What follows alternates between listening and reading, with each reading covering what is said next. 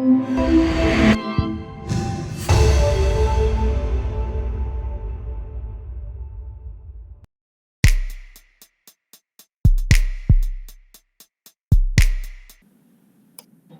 ¿qué tal? Buenas tardes, buenos días, buenas noches a la hora que se estén conectando a nuestra señal. Sean todos y todas bienvenidos y bienvenidas. Estamos en una nueva temporada del programa Amigos con Derechos, un podcast para entender cómo los derechos humanos impactan en nuestras vidas, y tengo aquí el privilegio de ser otra vez su anfitriona. Mi nombre es Katy Subirana, soy periodista y estoy muy contenta de estar otra vez con ustedes. Y también estoy muy contenta de estar hoy día con dos personas súper capas con las que vamos a conversar un poquito acerca de cómo ha sido el accidentado primer año del presidente Castillo. Estoy con Mauricio Zabaleta y con Alejandro Boyko. Chicos, muy buenas tardes. Estamos grabando esto en la tarde. Bienvenidos sean, gracias por estar conmigo el día de hoy. Hola, Katy, gracias por la invitación.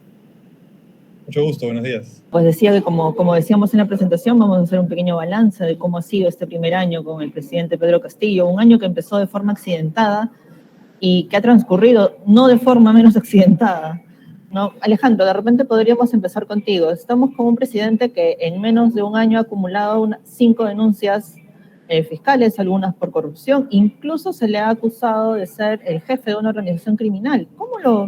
¿Cómo recibimos esto de que nuestro presidente del Bicentenario tenga tantas investigaciones encima? De repente con poca sorpresa, ¿no? Venimos de un ciclo de inestabilidad muy grande en los últimos años, una crisis política que, digamos, se ha manifestado ya con mayor fuerza desde el 2016, pero que muestra una dificultad de las élites políticas para representar a la ciudadanía de una manera correcta. Y llegamos al 2021 con una campaña muy fragmentada, con dos candidatos que pasan la segunda vuelta sin poder levantar suficientes ánimos a su favor, sino más bien con una campaña en contra del adversario.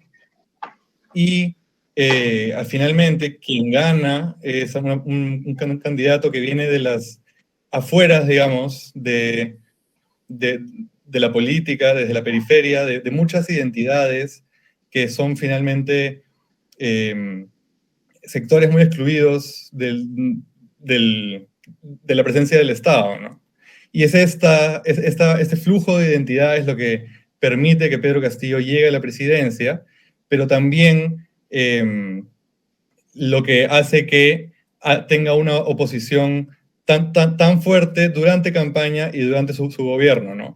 Pero el principal factor que explica el mal desempeño del presidente no es la oposición, sino son sus propios méritos, ¿no? Se ha rodeado de gente poco idónea, ha decidido hacer designaciones muy cuestionables y finalmente lo que ha demostrado es que no es muy distinto a los presidentes que lo han precedido en términos de llegar al Estado para cumplir con intereses muy particulares para, según los graves indicios de corrupción que se ven, para robarle al Estado él y sus aliados, ¿no? Entonces, hoy está cada vez más solo, está con problemas judiciales y con pocos aliados en el Congreso, ¿no? Su partido de gobierno lo ha expulsado prácticamente, la bancada oficialista se ha dividido y se ha fragmentado en 4 grupos distintos, y Pedro Castillo lo que está haciendo ahora es buscar sobrevivir a la presidencia, buscar sobrevivir a las investigaciones judiciales y continuar impulsando una agenda con la que entró al gobierno, que es los intereses del magisterio y los sindicatos, que ha sido sus principales acciones en estos meses, ¿no? Alejandro, me quedo con 2 cosas que has dicho en este momento para darle el paso a Mauricio. Estoy pensando si de verdad la gente esperaba que Castillo sea diferente, en la medida en la que, como tú bien dices ahorita, él tenía una agenda con el tema magisterial, con el tema de la educación, con el tema de los profesores. Entonces, Mauricio, ¿estamos realmente ante un presidente que cambió la agenda o que simplemente en algún momento en campaña trató de invisibilizar un poco su real agenda para poder llegar al poder? Yo lo que diría que el presidente Castillo es un político peruano promedio. ¿Y a qué me refiero con eso? Está incluso por debajo de un político peruano promedio, pero lo que voy es de que la mayoría de políticos en el Perú, en primer lugar, tienen vínculos tenues con su partido, ¿no? Ahí también le podemos dar un cheque a Castillo porque él hace una alianza con Perú Libre donde no militaba para poder ser candidato presidencial. Por otra parte, los políticos en el Perú son novatos, no tienen mucha experiencia, son amateurs, saltan a un cargo de elección más o menos relevante como una alcaldía provincial o como el parlamento, sin tener experiencia previa. Castillo también podemos darle un cheque ahí, porque él nunca había tenido ninguna experiencia política previa. Además, no cuentan con bases organizadas. Más allá de su vinculación con el partido, los políticos peruanos tienen alguna vinculación tal vez con cierto movimiento muy local, muy pequeño, pero no de alcance nacional, grandes sindicatos, grandes gremios. En el caso de Pedro Castillo también podemos dar cheque ahí, porque en realidad él era líder de un grupo marginal que se opone al sindicato de maestros histórico que es el SUTE. Entonces, lo que tenemos es un político oportunista, sin experiencia, que claro, en un momento específico logra llamar la atención de los electores. Ahora, hay que poner todo en su real dimensión. Castillo casi llega al 19% de los votos válidos, pero eso es muy bajo. Entonces, en un contexto de desafección política, donde además los partidos no son referentes, donde los referentes políticos, o sea, me refiero a las personas que articularon el sistema de competencia durante las 2 décadas, estaban o fallecidos o encarcelados o con serios problemas con la justicia, pues surge en un momento específico este candidato nuevo que creo que hizo una cosa bien, creerse su propio mito, ¿no? Castillo, que cuando uno lo veía como dirigente sindical, no tenía ningún rasgo, ningún elemento identitario más étnico, más campesino, se pone un sombrero, tiene un discurso claro desde el Perú rural, que creo que fue lo que llevó su candidatura a la segunda vuelta y finalmente ganar la Keiko Fujimori. Hay dos cosas que se desprenden, creo, de lo que ustedes han dicho. Por un lado, el mito de Castillo, ¿no? Yo creo que lo simbólico no le duró a Castillo más allá del almuerzo de 28 de julio del 2021, ¿no? O sea, que cambió el menú tradicional para hacer un menú más regional y hasta ahí nos llegó lo simbólico, creo yo. Por otro lado, me pregunto si no tenemos, así como Mauricio hablaba de los políticos promedio, ¿no? Si no tenemos una oposición demasiado promedio para enfrentar a Castillo, o de repente inferior al promedio, porque la sensación que genera el escuchar a los congresistas es jugar con el cuco de la vacancia sin hacer nada para concretarlo, ¿no? Y vemos que ayer una portada nos decía que el Congreso tiene 10% de aprobación.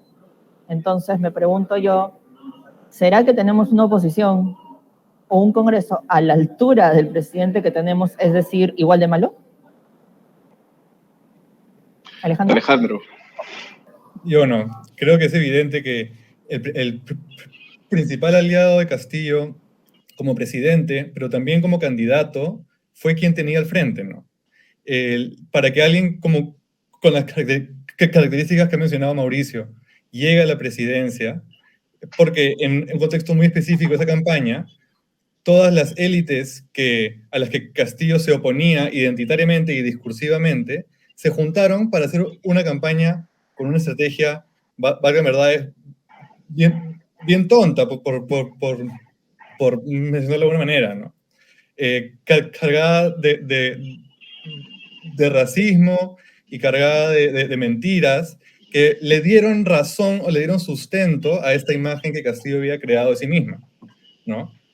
Y valga mencionar que, siguiendo con lo simbólico que mencionabas, el hecho de que las instituciones electorales hayan logrado vencer a estas élites, a los grupos más poderosos del país, y proclamar a Castillo presidente es simbólico y hay que reconocerlo, ¿no? En un país donde las instituciones, donde nadie da un sol por sus instituciones, que el Jurado Nacional de Elecciones y la OMP hayan logrado imponer la verdad sobre las mentiras y sobre los grupos que buscaban desconocer las elecciones es valioso, ¿no?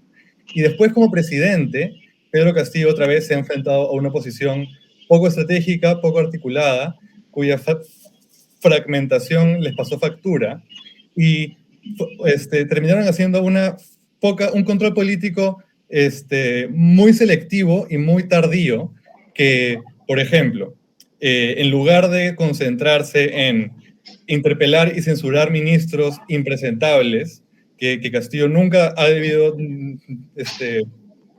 poner en el cargo, pero que han podido ser fiscalizados posteriormente, los voceros de esta oposición prefirieron impulsar vacancias al inicio del periodo o insistir con el cuento del fraude o del comunismo y terminaron deslegitimando lo que hoy día podría ser un mecanismo para sacar a Castillo de la presidencia, ¿no? Si es que no se hubieran presentado esas dos mociones de vacancia en sus inicios, hoy quizás la historia sería distinta y hoy quizás podrían conseguir los votos necesarios. Pero también es importante mencionar que esta oposición tan radical, por ponerlo un término, que ha agarrado el discurso anticastillista en el Congreso, quizás no representa al promedio de los congresistas en el Parlamento, incluso aquellos fuera de Perú Libre, ¿no? Bancadas como Acción Popular o Alianza para el Progreso pueda que tengan intereses más particulares o que no estén buscando sacar a Castillo desde el inicio, como sí algunos congresistas del fujimorismo o Avanza País. Pero, en definitiva, la poca experiencia de esos congresistas y su incapacidad para articular una estrategia más de mediano plazo les ha pasado factura y ha hecho que Castillo llegue al año cuando muchas personas pensaban que eso era imposible, ¿no? Sí, es verdad, muchas personas pensaban que era imposible y hasta hacían apuestas en qué momento salía Castillo, ¿no? O sea, ya no solamente se apuesta en los partidos de la selección, también se apuesta por el tema político del Perú, que es una mala broma, ¿no? O sea, nos reímos, pero sabemos en el fondo que nos da más pena que otra cosa.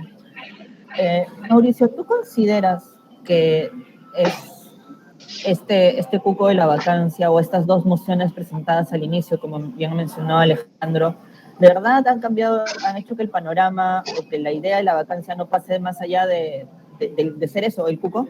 Porque me pregunto si es que en el fondo no le conviene al Congreso, a un Congreso bastante incompetente, no hacerle un frente real a un presidente igual de incompetente. Me parece a mí, no sé, desmiénteme tú si lo consideras, que les es más fácil hacer un juego dentro de la mediocridad que tratar de hacer un buen trabajo. No los veo muy interesados en hacer un muy buen trabajo. De repente soy muy pesimista, perdón. Es que yo quisiera volver a la idea sobre el político promedio en el Perú. Y si Castillo es un político promedio en el Perú, también no son los congresistas, por supuesto. En ese sentido, ¿a qué me refiero? Son personas, el 80% del Parlamento no ha tenido un cargo electo nunca antes. Es la primera vez que son autoridad, ¿no?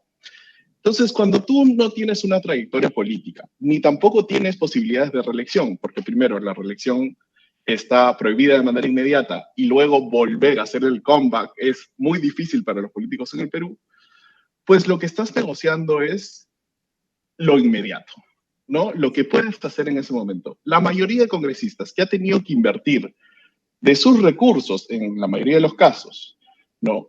Para poder tener un curul, se la va a pensar mucho antes de ir hacia procesos más complejos de vacancia presidencial. Entonces, hay como una suerte de equilibrio, balance, mediocridad y de cortoplacismo, que me parece que funciona tanto para el Ejecutivo como para el Parlamento. Ahora, dicho esto, creo que hay que decir dos cosas, ¿no? Una sobre la posición de la oposición más extrema, como venía conversando Alejandro. Efectivamente, han sido muy, muy tontos. Y eso creo que también da cuenta que son políticos muy inexpertos, guiados por sus impulsos inmediatos, sin poder hacer una estrategia de mediano plazo. Yo creo que es bien ilustrativo lo que pasó en la votación para la junta directiva de este periodo, ¿no? Tomaron de manual las decisiones incorrectas para debilitar su propia posición. Y eso sucede porque no tienen experiencia haciendo eso. Es la primera vez, o digamos la segunda, la primera fue muy rápido porque fue el proceso inaugural, pero es la primera vez que realmente llevan a cabo ese proceso. No tienes políticos que tengan la memoria institucional de cómo se hace eso, cómo se negocia, cómo se puede hacer control político. Y esto último, y ya me callo esta vez, también hay que tener en cuenta que no debemos estar esperando vacancias en el Perú, ¿no? La vacancia presidencial es un elemento extremo que además hace poco en solucionar nuestros problemas. Los problemas del Perú, los problemas del Perú son varios, pero los problemas de la política peruana están dados en buena cuenta por el uso de estas armas nucleares y por el cambio total y permanente del elenco político. Es justamente porque existe ese cambio permanente que pueden ingresar políticos como Patricia Chirinos, como Pedro Castillo, como Los Niños, y podríamos contar varios más. Hay una cosa que he estado pensando estos últimos días, cuando la idea de que se vayan todos se hace cada día más famosa, ¿no? Particularmente yo creo que no es la solución o el problema grande, ¿no? Porque el problema grande es el problema de los políticos promedios, como ha dicho Mauricio, ¿no? Entonces, ¿ganaríamos o perderíamos si se van todos en este momento? ¿Cómo lo ves tú, Alejandro? Bueno, la mitad del país, mira, según el IEP, la mayoría de peruanos estaría de acuerdo con que se vayan todos, pero la mitad del país cree que esa solución no mejoraría nada. Y un porcentaje importante creería que las cosas se empeorarían, ¿no?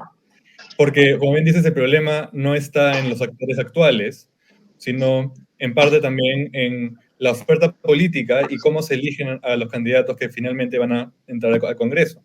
Un ejemplo muy claro de cómo unas elecciones actuales probablemente no cambien el panorama es que estamos en un proceso electoral para las elecciones regionales y municipales y tenemos candidatos igual de inexpertos, igual de precarios, con tan malas relaciones con sus organizaciones políticas y con un alto nivel de antecedentes judiciales.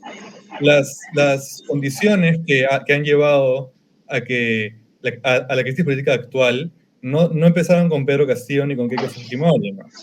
Es un problema más del sistema, más de la oferta política, y es claro que unas nuevas elecciones están más llevadas como un llamado ciudadano a castigar a las autoridades actuales, más que en una esperanza en que quienes vengan después puedan hacer las cosas distintas, ¿no?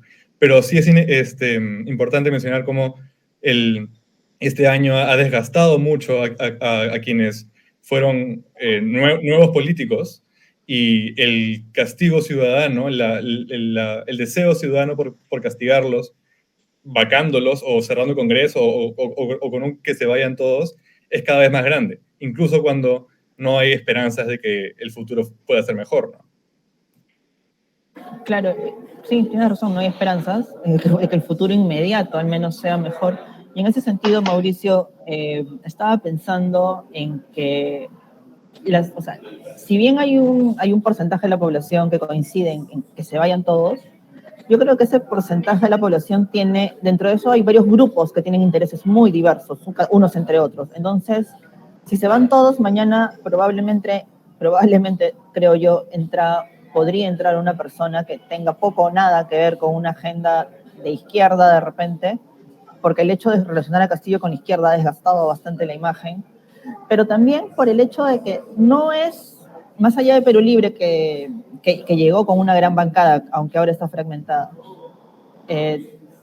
la opción más clara de izquierda, digamos, no es que tenga una gran presencia dentro del Parlamento, ¿no? O sea, yo creo que podemos discrepar de si Perú Libre de verdad era izquierda o no, pero quienes sí se decían totalmente de izquierda no tienen mucha presencia en el Parlamento. Entonces, un eventual que se vayan todos, ¿terminaría favoreciendo algún grupo de algún tipo de interés particular? ¿Terminaría favoreciendo al grupo? Yo diría que no, que la incertidumbre es muy alta, entonces no podríamos saber quiénes son los que van a ganar más en unas elecciones generales, por ejemplo, el 2023 o el 2024. Es muy difícil hacer apuestas en el Perú. De hecho, hace poco un politólogo muy conocido me comentaba que antes, 2 semanas antes de la segunda vuelta, perdón, de la primera vuelta, habían hecho una apuesta con sus alumnos. Sé que esto es terrible, él mismo lo acepta, pero habían hecho un juego electoral en el salón y a ver quiénes pasaban a la segunda vuelta. Y nadie, ninguno de los estudiantes, ni el propio profesor con 10 años de experiencia comentando la política peruana, apostaban que Pedro Castillo pasaba a la segunda vuelta. Entonces, es muy difícil saber quién se va a beneficiar porque es muy incierto el sistema.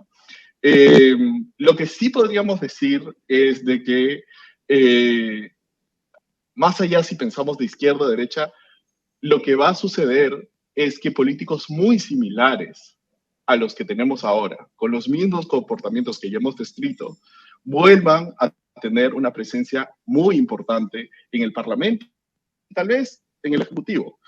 Entonces, yo creo que hay sentimientos encontrados, ¿no? Cada vez que a mí me dicen sí, que se vayan todos, entiendo el sentimiento, entiendo que frente a los destapes ocurridos de lo sucedido en la presidencia, en el entorno más cercano al presidente Castillo, se vuelve una especie de gobierno insostenible. Pero la solución, al menos inmediata, no va a ser que se vayan todos. De hecho, eso agudiza el problema desde mi punto de vista. Es como querer combatir a los gremios tirándoles agua, ¿no? Porque justamente el problema es que todo el mundo cambia y cada vez que todo el mundo cambia entra nueva gente y se van reproduciendo a sí mismos. Entonces hay que pensar estratégicamente cómo se vence a los gremlins. Y yo creo que para eso hay que tener estrategias de largo plazo.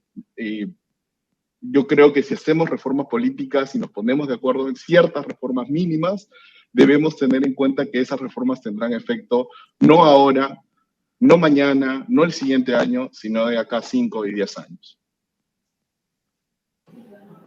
Bueno, creo que al Perú, a los peruanos, a las peruanas, a la sociedad peruana en general, le cuesta pensar un poco en largo plazo, ¿no? O sea, es como que le da flojera o... sí, es que creo que le da flojera pensar en el largo plazo y creo que esta flojera se replica, porque evidentemente son parte de la sociedad, en nuestros políticos. ¿No? Esto de pensar en largo plazo no da réditos, no es lo más aclamado por el público, no les da rating ni puntos bonus. Entonces, yo sé que en el Perú no se pueden hacer apuestas, como bien ha graficado Mauricio, pero me gustaría, trazando un escenario de desesperanza en la medida en la que no considero al Congreso capaz de hacer reformas políticas importantes en este momento. Ustedes, esta pregunta es para los dos, ¿cómo lo ven? O sea, de repente ven el escenario con un poco más de esperanza, pero si es que no lo ven con esperanza, dentro de nuestra desesperanza, ¿qué es lo mejor que podría pasar o que debería pasar para mantener cierta estabilidad? Porque hay una cosa que dice la ciudadanía que no tiene de repente un micro de un medio, algo, ¿no? Que es que ya ir al mercado no es lo mismo, y eso es lo que al final le importa a la gente, ¿no? Que ya va al mercado y no puede comer lo mismo, o que quiere comprar un menú y ya no cuesta tan barato. Entonces, ¿cómo ven este horizonte? Esperanza, desesperanza, y en medio de la desesperanza, ¿qué cosa es lo mejor que podría pasar? La pregunta es para los dos, así que ríjansela para empezar. Voy yo, pues. Creo que empezaría diciendo que dentro de la desesperanza hay pocas opciones, ¿no? Las salidas a la crisis, como le llaman, que más han sonado, son 3 por lo menos. Desde la izquierda insisten en pensar o en la esperanza de que Castillo pueda mejorar su rumbo, ¿no? Relanzar el gobierno, probablemente incluso con una mirada de siendo ellos parte del gobierno ahora sí, ¿no? Que este sea por fin un gobierno de izquierda, por ponerlo de un modo. Y este eterno reclamo que cada vez suena más vacío de la Asamblea Constituyente como una solución mágica a los problemas estructurales del país, ¿no? es cada vez menos probable que esto suceda, es un llamado vacío y pone las esperanzas donde ya casi nadie en la ciudadanía las tiene, ¿no? Del otro lado, los sectores más de centro insisten con nuevas elecciones, con una reforma política que esperarían que tenga efectos inmediatos en el corto plazo, pero también una reforma política que esperarían que estos mismos políticos, tan opuestos a dejar su cargo, le implementen de la manera en la que debe ser implementada, y una reforma política que también cada vez más suena a algo vacío de contenido, ¿no? Es cada vez más parecida el término reforma política a asamblea constituyente. No hay una receta o un consenso sobre qué es lo que se debería cambiar para que esto mejore, ¿no? Y por el lado más de la derecha, lo que quieren es sacar a Castillo de cualquier manera, incluso bajando la valla de votos o inventándose una traición a la patria por un comentario al aire en una entrevista, y esperan que cuando ellos lleguen al poder, ahí sí el país va a salir adelante nuevamente, ¿no? Entonces, el problema de plantear alternativas dentro de esta desesperanza es que tenemos una limitada batería de actores que puedan implementar estas alternativas, ¿no? Y son los actores que están hoy en día en el poder. Y una alternativa como noviembre del 2020, donde la ciudadanía tomó la iniciativa, parece haber sido más la excepción que algo que pueda volver a suceder, ¿no? Entonces, yo insisto otra vez con pena en la desesperanza y las pocas probabilidades de que en el corto plazo, mediano plazo, alguna alternativa positiva pueda surgir, ¿no? Bueno, y yo para abonar con la desesperanza, a ver, yo siempre soy muy pesimista, pero comencemos por el optimismo, si se quiere. A ver, podríamos estar peor. Eso creo que hay que tenerlo en cuenta. El presidente Castillo tiene un gobierno malo, pero podría ser un gobierno mucho más malo. Digamos, el mercado, se han incrementado los precios, es por una inflación a escala global, es por la invasión de Rusia a Ucrania, y por una serie de factores que han alzado los precios a escala global. Pero básicamente en términos macroeconómicos, de un manejo más o menos prudente de la economía, al menos durante este año eso ha mantenido su curso. Y eso es algo positivo. No queremos políticos amateurs experimentando con la economía, haciendo cosas muy heterodoxas. Tal vez podría haber en otro tipo de gobierno un intento de hacer algo diferente, pero este no es el caso. Eso en el sentido de que hay que tener en cuenta que podría ser peor.